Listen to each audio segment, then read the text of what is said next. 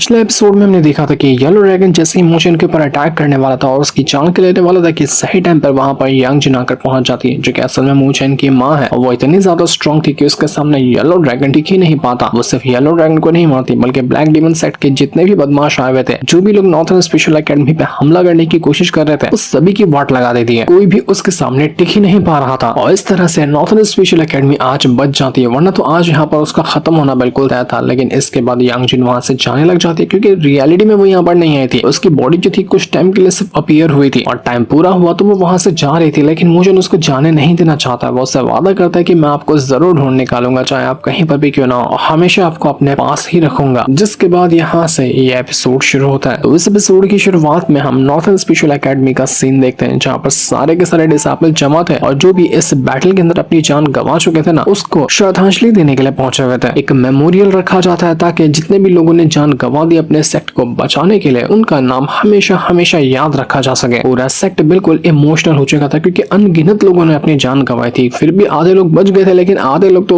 उन्होंने अपनी जान गंवा ही दी थी। सोनर ये कहने लग जाती है कि हम जानते हैं कि हम यहाँ पर जीत गए हैं। जिस बैटल को जीतने के लिए इतने सारे लोगों ने अपनी जान गंवाई, वो बैटल हम जीते, लेकिन मुझे ऐसी खुशी बिल्कुल भी महसूस नहीं हो रही है, क्योंकि ये जीत जो है ना, वो उन लोगों को वापस नहीं ला सकती जो अपनी जान गंवा चुके हैं। ये जो मेमोरियल था वो लोगों को उदास करने, डिमोटिवेट करने के लिए नहीं बल्कि हिम्मत देने के लिए था। इस वजह से वो लोग कहना चाहते कि जानते हैं ये खुशी का मौका नहीं है, लेकिन जितने भी लोगों ने हमें बचाने के लिए, इस सेट को बचाने के लिए अपनी जान दी है, उनके लिए हमें खुश रहना पड़ेगा, क्योंकि उन्होंने इसीलिए अपनी जान गंवा दी थी ताकि आगे चलकर हमें कोई तकलीफ ना हो, हमारा सेक्ट सही सलामत रहे। इसके बाद जो भी डीन और मास्टर वगैरह थे, वो सारे के सारे डिसेबल से कहना चाहते कि देखो, तुम सभी को पता होगा कि ये जो बैटल था ना, उसमें हमें कितना ज्यादा नुकसान हुआ है। जान का नुकसान हुआ ही है, माल का भी बहुत ज्यादा नुकसान हुआ है और शायद हमें इस सिचुएशन से उभरने में काफी टाइम लगेगा। ऊपर से हमारा सेक्ट जो है वो दिन ब दिन नीचे गिरता जा रहा है। बाकी के जो सेक्ट वाले हैं ना, वो लोग बहुत ज्यादा हार्ड ट्रेनिंग करते हैं और इस वजह से उनका सेक्ट मजबूत है। लेकिन मैंने अपने सेक्ट के वो जो नॉर्थर्न हेवन गेट है उसको भी बंद करके रखा हुआ है, क्योंकि मुझे पता था कि वो जगह बहुत ज्यादा खतरनाक है। अपने अगर डिसेबल को मैं वहां पर भेजूंगा तो उनकी जान खतरे में आ जाएगी, जो कि मैं कभी नहीं चाहता हूँ कि मेरा डिसेबल खतरे में आए। और इसी वजह से अपने डिसेबल को डेंजरस सिचुएशन में ना डालते हुए मैंने उनको उतना ज्यादा हार्ड ट्रेनिंग दी ही नहीं है। अगर उतनी ज्यादा हार्ड ट्रेनिंग दी होती तो हो सकता है कि वो और ज्यादा स्ट्रॉन्ग बन गए होते हैं। लेकिन मुझे पता है कि इस सफर में कितने लोगों की जान चली जाती, इसलिए मैंने माना कि चलो कोई बात नहीं, हमारा सेक्ट उतना आगे नहीं बढ़ पाएगा, लेकिन मेरे डिसेबल तो सही सलामत रहेंगे। बाकी सेक्ट के डिसेबल इतनी डेंजरस ट्रेनिंग लेते हैं कि न जाने कितने डिसेबल उनके मर जाते हैं, लेकिन सेक्ट के लीडर वगैरह को कोई फर्क नहीं पड़ता, सिर्फ उनको पावरफुल लोग चाहिए। लेकिन मैं अपने हर एक डिसेबल को एक जैसा देखता, मुझे हर एक डिसेबल से उतना ही प्यार है जितना कि जो स्ट्रॉन्ग हो चाहे वो कमजोर हो। इसलिए मैंने कभी भी तुम लोगों को बहुत डेंजरस सिचुएशन में नहीं डाला है। तो ये सुनकर चैनशिंग और बाकी जितने भी लोग थे वो सभी यहाँ पर मास्टर से कहना चाहते हैं कि मास्टर, हम लोग कमजोर नहीं है, आपको इतना ज्यादा डरने की जरूरत नहीं है कि अगर हम उस नॉर्थर्न हेवन गेट के अंदर जाएंगे तो हमें नुकसान होगा, हम मुसीबत में बढ़ जाएंगे। इसलिए हम आपसे रिक्वेस्ट करते हैं कि आप प्लीज उसका गेट खोलिए। हम अंदर जाना चाहते हैं, वहां जाकर ट्रेनिंग करना चाहते हैं, खुद को और ज्यादा स्ट्रॉन्ग बनाना चाहते हैं, ताकि अगली बार जब कभी ऐसी सिचुएशन आ जाए, दुश्मन हमारे पर हमला करने आए, तो हम उसके लिए पूरी तरह से तैयार रहे, हमें उतना ज्यादा अगली बार नुकसान ना हो। तो इसलिए प्लीज उस जगह का गेट ओपन कर दीजिए। मूशन और बाकी लोग सभी मास्टर से यही कह रहे थे कि हम इस चीज के लिए तैयार हैं। तो इसके बाद सारे के सारे डिसेबल को उसी नॉर्थर्न हेवन गेट के पास लेकर आया जाता है, लेकिन ड्रैगन फिश और बीमिंग जो था वो मूचन से कहना चाहता है कि देखो मूचन, तुम इसके अंदर नहीं जा सकते, क्योंकि एक तो वैसे भी इसके अंदर जाने के लिए हेवनली रैंकिंग के जो टॉप रैंकिंग के बंदे होते हैं ना, सिर्फ उनको ही जगह मिलती है, वही लोग अंदर जा सकते हैं। एक ये बात हो गई। ऊपर से दूसरी बात ये है कि तुम्हारी जो थंडर बॉडी है ना, उसको अलग तरह की पावर चाहिए उसको स्ट्रॉन्ग बनाने के लिए। लेकिन इस गेट के अंदर जो भी जाता है मेहनत करने के लिए, प्रैक्टिस करने के लिए, उसको स्पिरिचुअल पावर ज्यादा मिलती है। लेकिन तुम्हारी थंडर पावर के लिए ये जगह खास नहीं है, तो तुम मेरे साथ चलो, मैं तुम्हें अपनी ट्रेनिंग दूंगा, क्योंकि मैंने ही तुम्हें तो ये थंडर बॉडी टेक्निक सिखाई है, तो मैं इसको और ज्यादा स्ट्रॉन्ग बना सकता हूँ। लेकिन तुम इसके अंदर नहीं जा सकते। पर मूशन उसके अंदर जाना चाहता था, क्योंकि उसको पता था कि अगर वो नहीं जा पाएगा तो लूली तो इस गेट के अंदर जाएगी, और गेट के अंदर जो जाता है कम से कम उसको 6 महीने की ट्रेनिंग करनी ही पड़ती है। तो मूशन 6 महीने तक की लूली को नहीं देख पाएगा। ये चीज उसको पसंद नहीं आ रही थी कि नहीं, ये नहीं हो सकता कि मैं 6 महीने तक के लूली से दूर रहूं। तो अब यहाँ पर वो जो नॉर्थर्न हेवन गेट था उसका ओपन कर दिया जाता है। जितने भी डिसेबल वगैरह थे जो भी एलिजिबल थे उसके अंदर जाने के लिए, वो सभी अंदर जाने लग जाते हैं। लेकिन मूशन पीछे रह जाता है, क्योंकि उसको थंडर बॉडी प्रैक्टिस करनी, तो उसको दूसरी जगह जाना पड़ेगा। बाकी के जितने भी उसके दोस्त वगैरह थे वो कहना चाहते हैं कि अरे मूशन, फिक्र क्यों करते हो, लूली की टेंशन मत लो, हम है ना यहाँ पर, हम सब लूली को अच्छे से प्रोटेक्ट करेंगे, उसको कुछ भी नहीं होगा। वैसे भी सिर्फ 6 महीने की बात है, 6 महीने की बात तो तुम उससे वापस मिल ही लोगे। तो इतने टाइम के अंदर तुम्हें अपने आप पे ध्यान देना चाहिए, तुम्हें अपनी जो थंडर बॉडी है उसको और ज्यादा स्ट्रॉन्ग बनाने में काम करना चाहिए। लूली भी मूशन से कहती है कि मूशन, फिक्र मत करो, 6 महीने बाद हम वापस से मिल जाएंगे और इन 6 महीने में अच्छे से प्रैक्टिस करना, मैं भी प्रैक्टिस करने के लिए ही जा रहे हैं। मूशन उसको जाने अभी भी नहीं देना चाहता था, क्योंकि 6 महीने तक की वो लूली से दूर कैसे रह पाएगा। वो उसको कान में कुछ कहता है और इस चीज पे लूली कहने लग जाती कि ठीक है, फिर ये वादा रहा, मैं जरूर ये चीज पूरा करूंगी जब बाहर निकल कर आई तो। लेकिन अब यहाँ पर मोचन ने उसके साथ क्या वादा किया, क्या बात हुई, ये अभी हमें नहीं दिखाया जाता।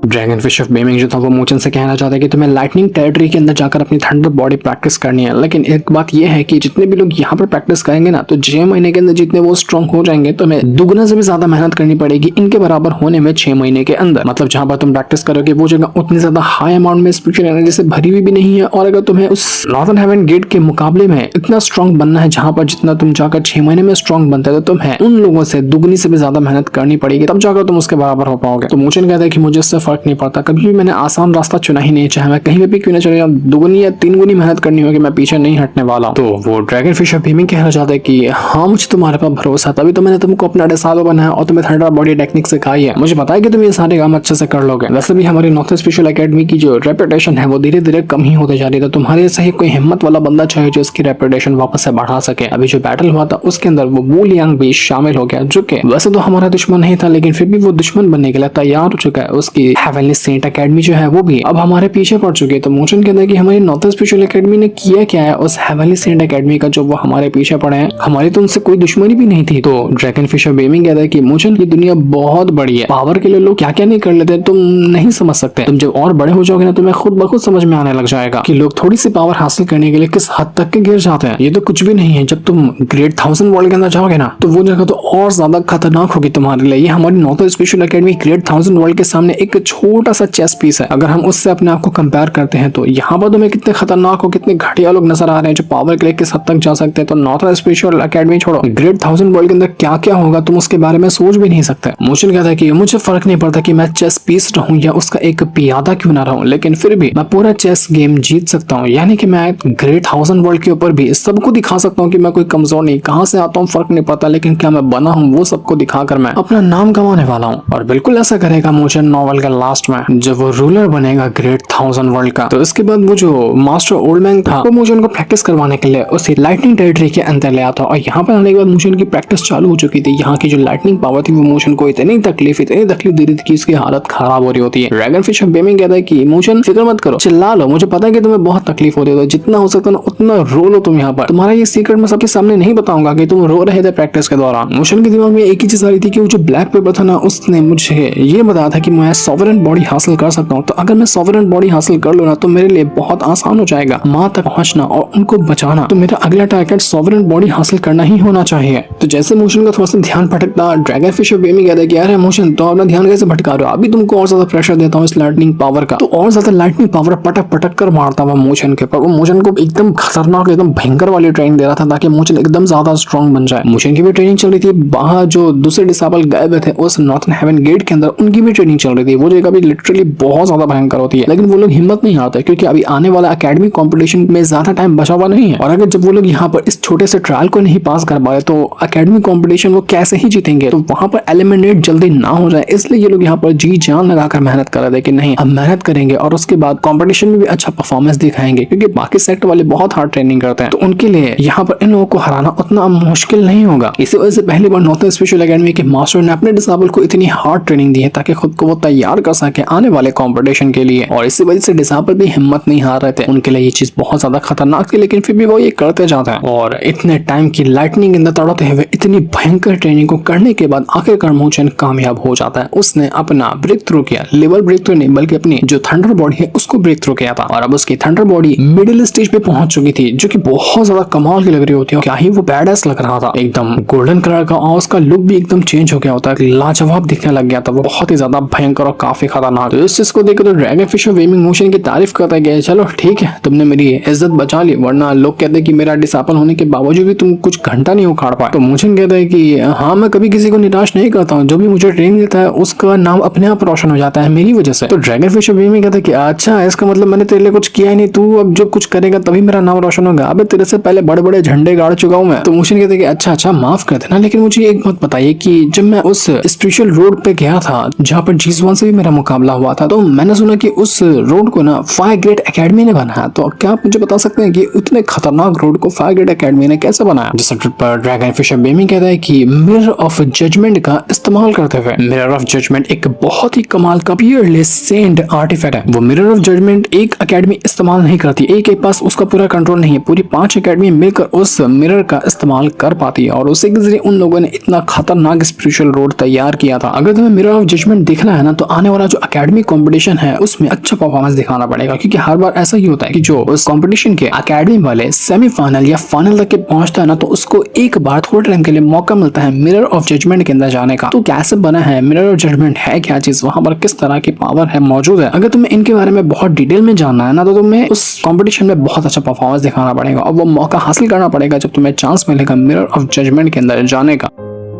तो मोशन कहता है कि इसका मतलब कि अगर मैं यहाँ पर इस कंपटीशन में अच्छा परफॉर्मेंस नहीं दिखा पाया तो शायद मुझे कभी भी जाके आने का मौका नहीं मिलेगा उस मिरर ऑफ जजमेंट के अंदर। तो अब मुझे ये कंपटीशन ना सिर्फ खुद की रेपुटेशन बढ़ाने के लिए, अपने सेट की रेपुटेशन बढ़ाने के लिए जीतना है, बल्कि मुझे यहाँ पर मिरर ऑफ जजमेंट के लिए भी इस कंपटीशन के अंदर अच्छा परफॉर्मेंस दिखाना पड़ेगा। तो मुझे यहाँ पर ड्रैगन फिशर बेमी से कहता है कि मुझे और ज्यादा ट्रेनिंग दीजिए ताकि मैं इस कंपटीशन में अच्छा परफॉर्मेंस दिखा सकूं, क्योंकि वो कंपटीशन को ज्यादा टाइम है नहीं, तो मुझे जल्द से जल्द और ज्यादा स्ट्रॉन्ग बनना पड़ेगा। तो ओल्ड मैन जो मास्टर था वो कहना चाहते कि यार बस बस मेरा काम हो गया, मैं तुम्हें अपनी लाइटनिंग बॉडी ब्रेक थ्रू करवा दिया है, तो उतना मेरा काम था, लेकिन आगे की ट्रेनिंग के लिए तुम्हें लिंजी के पास जाना पड़ेगा। मैंने उसको यहाँ पर बुला लिया, वो आती होगी, तुम उससे आगे की ट्रेनिंग लो, मेरा काम तो हो गया, मैं तो जा रहा हूँ आराम करने के लिए। और जो भी तुम्हें ट्रेनिंग देगी वो लिंजी देगी। तो जैसे यहाँ पर मोशन आगे बढ़ा था, उसको वहां पर लिंजी नजर आती है जो कि बैठी हुई थी और काफी डेंजर पोज में बैठी हुई थी। उसको देखकर तो मोशन की नजरें थोड़ी देर के लिए उसी के ऊपर टिक जाती है और यहाँ पर वो कॉम्प्लीमेंट देते हुए कहता है कि जरा देखो तो सीनियर लिंजी जो है वो दिन ब दिन और ज्यादा सुंदर ही होते जा रही है। तो लिंजी कहते कि बस बस अपने जुबान में थोड़ा सा लगाम दो, किस तरह की बातें कर रहे हो तुम? तो मोशन कहते हैं कि अच्छा अब मुझे ये बताइए कि आगे की जो ट्रेनिंग है वो उसके लिए आपने किस तरह का प्लान बनाया, किस तरह की आप मुझे ट्रेनिंग देने वाली हैं? तो लिंजी कहती है कि मेरी स्पेशल एनर्जी तुम्हारे लिए कुछ काम नहीं आ जाएगी, चाहो तो मेरी स्पेशल एनर्जी ले लो। तो ये सुनकर मोशन कहना चाहते हैं कि अरे नहीं नहीं ये नहीं कर सकता, आपको पता है ना ये स्पेशल एनर्जी लेने का प्रोसेस क्या होता है, अगर माँ को पता चला तो वो मुझे यहाँ पर आकर बहुत मारेगी कि मैं कैसे हरकत कर रहा हूँ। तो ये सुनकर लिंजी कहना चाहती है कि नहीं ऐसा नहीं होता, क्योंकि मैं तुम्हें बता देना चाहती हूँ कि जो भी पगोड़ा आर्ट को प्रैक्टिस करते हैं और उसके खास करके यिन पार्ट को प्रैक्टिस करते हैं ना, जो कि आसान काम नहीं होता बल्कि बहुत ज्यादा मुश्किल काम होता है। और इस चीज को करने के लिए कभी कभार जो ये प्रैक्टिस कर रहा होता है ना, उसको अपना शरीर कुर्बान करना पड़ता है उन लोगों के लिए जिसके पास यंग पार्ट होता है पगोड़ा आर्ट का। थोड़ा डिटेल में लिंजी नहीं बता रही थी, लेकिन जहाँ तक अपने लोगों को समझ में आ रहा है कि यहाँ पर यिंग और यांग पार्ट का कुछ ना कुछ तो चक्कर चल रहा है। मतलब लड़की के पास यिंग पार्ट होगा और लड़के के पास पगोड़ा आर्ट का यांग पार्ट होगा ना, तो दोनों को गुलू गुलू करना पड़ेगा। अब समझ रहे हो ना मैं क्या कहना चाह रहा हूँ? मुझे तो यही चीज समझ में आ रही है। और अभी यहाँ पर वो जो लिंजी है उसके अंदर यिन पार्ट है और मोशन के पास ना वो यांग पार्ट है। तो मोशन कहना चाहता है कि सीनियर लिंजी आपको ये लगता है कि माँ ने आपको जानबूझकर पगोड़ा आर्ट का यिन पार्ट दिया है और मुझे यांग पार्ट दिया है ताकि आगे चलकर आप मेरी हेल्प कर सके पगोड़ा आर्ट को और ज्यादा स्ट्रॉन्ग बनाने में, क्या आपको ये लगता है? तो लिंजी कहती है कि नहीं नहीं ऐसी बात नहीं है, मैं तो जो कहेंगे वो मैं वो करने के लिए तैयार हूँ, बल्कि उन्होंने मेरी जान बचाई तो मैं अपनी उनके लिए जान भी कुर्बान कर दूं, तो ये बहुत छोटी चीज है। अगर जरूरत पड़ेगी तो तुम्हारा पगोड़ा आर्ट स्ट्रॉन्ग बनाने के लिए मैं अपनी खुशी से भी ये काम करने को तैयार हो जाऊंगे। लेकिन मुझे तो यहाँ पर लिंजी के मजे लेते हुए कहता है कि नहीं नहीं देखो तो आप कितना शर्मा रही हो, आपको लगता है कि पहले से ही मेरी मम्मी ने आपको मेरी दुल्हनिया बनाकर तैयार कर दिया था ताकि आगे चलकर कभी ऐसी जरूरत आए तो आप मेरे लिए हेल्प कर दें। सच कह रहा ना मैं, आप यही सोच रही थी ना? तो ये सुनकर तो बेचारी लिंजी बहुत ज्यादा परेशान हो जाती है, वो शर्मा रही थी कि नहीं ऐसी बात नहीं है, तुम गलत सोच रहे हो, तुम उल्टी उल्टी बातें सोच रहे हो, ऐसा नहीं सोचा मैंने। लेकिन मैं आपको बता देना चाहता हूँ कि आपको फिक्र करने की किसी चीज की भी जरूरत नहीं है, मैं ऐसा कुछ भी नहीं करने वाला हूँ। मैंने आपको इसलिए यिंग पार्ट पगोड़ा आर्ट कर नहीं दिया कि आप आगे चलकर मेरे साथ वो काम करें, बल्कि आपको आपके लिए वो काम दिया होगा माँ ने, ताकि उसके जरिए आप अपने आप को स्ट्रांग बना सकती हैं। आपको कभी भी इस तरह के ख्याल अपने अंदर लाने की जरूरत नहीं है, क्योंकि ना मैं वैसा इंसान हूँ, ना मैं आपको वो करने दूंगा चाहे कोई भी मजबूरी क्यों ना आ जाए। उल्टा माने जो आपको पगोड़ा आर्ट दिया है ना, उसके जरिए आपको इतनी अच्छी अपॉर्चुनिटी दी है कि आप मुझसे मिले, हम दोनों कितने अच्छे दोस्त बन चुके हैं। मैं हमेशा आपको सीनियर ही कहकर बुलाऊंगा और हमेशा आपको प्रोटेक्ट करता रहूंगा। तो ये सुनकर लिंजी कहती कि अच्छा जरा देखो अपने आप को, तुम कौन से इतने ज्यादा स्ट्रॉन्ग होगी जो तुम मुझे प्रोटेक्ट करोगे? तो मोशन कहता है कि अरे इसी के लिए तो मैं कह रहा हूँ कि आप मुझे और ज्यादा स्ट्रॉन्ग बनाइए ना, ताकि आगे चलकर कोई ऐसी सिचुएशन है तो मैं आपको प्रोटेक्ट कर सकूं। तो लिंजी कहती है चलो ठीक है बहुत हो गया नाटक, वैसे भी तुम्हारा पगोड़ा आर्ट जो था वो येलो ड्रैगन की वजह से डिस्ट्रॉय हो गया था, तो मैं उसको फिक्स करके दूंगी तुम्हारा, और तुम्हारा जो पगोड़ा आर्ट का यांग पार्ट है ना उसको और ज्यादा स्ट्रॉन्ग बनाऊंगी ताकि तुम आगे चलकर पगोड़ा आर्ट का और अच्छे से इस्तेमाल कर सको। तो चलो हाथ से कड़ी वाली ट्रेनिंग शुरू होती है। तो यहाँ पर अब लिंजी मोशन को ट्रेनिंग देना शुरू कर देती है। वो उसको ट्रेनिंग देती है, उसका पगोड़ा आर्ट और ज्यादा स्ट्रॉन्ग बना रही थी और ऐसा लगता है कि अगर यहाँ पर मोशन ने ये काम कर दिया तो उसके पगोड़ा आर्ट का भी लेवल ब्रेक थ्रू होगा, वो पहले से भी ज्यादा स्ट्रॉन्ग बन जाएगा। ये ट्रेनिंग नॉर्मल नहीं थी, ये ट्रेनिंग बहुत ज्यादा हार्ड थी और मोशन को ये लिए करना पड़ता है और इस चीज के लिए बहुत प्रीशियस मतलब महंगे महंगे चीजें भी लगती हैं ताकि इमोशन को स्ट्रॉन्ग बनाया जा सके। तो डीन तो पूरी तरह से फुल सपोर्ट में थे कि इमोशन को जो चाहिए होगा मैं अपनी तरफ से उसको ला कर दूंगा, बस मोशन मेहनत करता जाए, प्रैक्टिस करता जाए और स्ट्रॉन्ग बनता जाए। तो थोड़ी देर की मेहनत के बाद यहाँ पर मोशन अपना जो यांग पार्ट था उसको पूरी तरह से फिक्स कर लेता है और यहाँ तक कि वो जो लिंजी थी वो अपना यिन पार्ट भी उस यांग पार्ट के साथ मिला देती है और जैसे यिन और यांग का कनेक्शन बनता है, मतलब